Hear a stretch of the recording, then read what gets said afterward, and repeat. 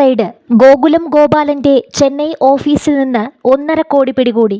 വ്യവസായി ഗോകുലം ഗോപാലന്റെ ധനകാര്യ സ്ഥാപനങ്ങളിലെ പരിശോധനയ്ക്കിടെ 1.5 കോടി രൂപ പിടിച്ചെടുത്തതായി ഇ.ഡി വൃത്തങ്ങളിൽ നിന്ന് സൂചന ലഭിച്ചു.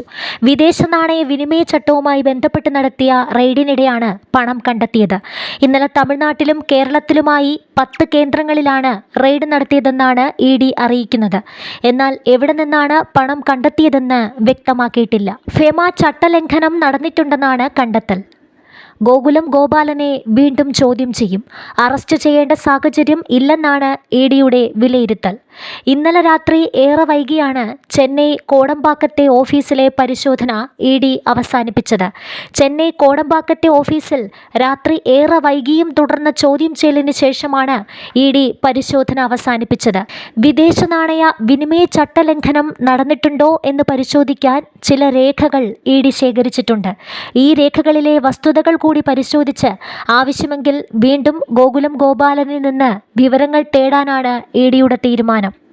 വിദേശത്ത് നിന്നെത്തിയ പണം സിനിമാ നിർമ്മാണത്തിനടക്കം ഉപയോഗിച്ചോ എന്നും പരിശോധിക്കുന്നുണ്ട്. ചെന്നൈയിലും കോഴിക്കോടുമായി ഗോകുലം ചിറ്റ്സിന്റെ അടക്കം ഓഫീസുകളിലും ഗോകുലം ഗ്രൂപ്പിന്റെ കോർപ്പറേറ്റ് ഓഫീസിലും നീലാങ്കരയിലെ വീട്ടിലുമാണ് പരിശോധന നടത്തിയത്. കോഴിക്കോട്ടായിരുന്ന ഗോകുലം ഗോപാലനെ ഇന്നലെ വൈകിട്ട് ചെന്നൈയിലേക്ക് വിളിപ്പിച്ചു.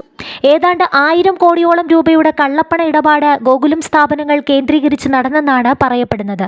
ഗോകുലം ഗോപാലൻ ഡയറക്ടറായ കമ്പനികൾ മറ്റ് സ്ഥാപനങ്ങളിൽ നടത്തിയ നിക്ഷേപങ്ങളും അന്വേഷണ പരിധിയിലുണ്ട്. കോടികളുടെ വിദേശ സാമ്പത്തിക ഇടപാടുകളാണ് ഫെമ ചട്ടലംഘനമായി പരിശോധിക്കുന്നത്. 2017 ആദായനികുതി വകുപ്പും 2023 ഇ.ഡിയും ഗോകുലം ഗോപാലനെതിരെ അന്വേഷണം നടത്തിയിരുന്നു.